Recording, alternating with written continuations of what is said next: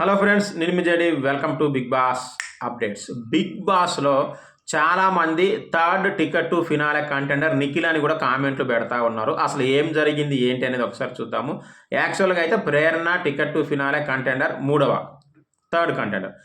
అయితే యాక్చువల్లీ హౌస్లో నిన్న జరిగినాయి, ఈరోజు టెలికాస్ట్ కాబోయే రెండు టాస్క్లు ఏంటంటే, ఒకటి ఫిజికల్ రోప్ టాస్క్, రెండవది పజిల్ టాస్క్. ఈ రెండిట్లలో కూడా నిఖిలే విన్ అయ్యాడంట. ఈ రెండు టాస్కులలో నిఖిల్ విన్ అయ్యాడంట.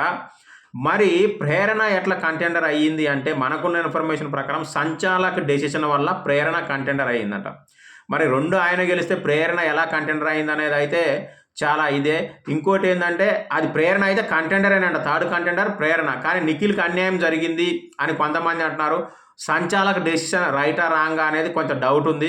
అది ఎపిసోడ్ అండ్ లైవ్లోనే తెలుస్తుంది. అలాగే నిఖిల్కి పృథ్వీకి మధ్యన కూడా గొడవ జరిగిందంట ఈ టాస్క్లలో. ఓవరాల్గా మరి నిఖిల్కి అన్యాయం జరిగి ఉంటుందని మీరు అనుకుంటున్నారా, లేదంటే సంచాలకే రైట్ అని అనుకుంటున్నారా? ఖచ్చితంగా కామెంట్ చేయండి. ఫైనల్గా అయితే ticket to finale third contender మాత్రం ప్రేరణ.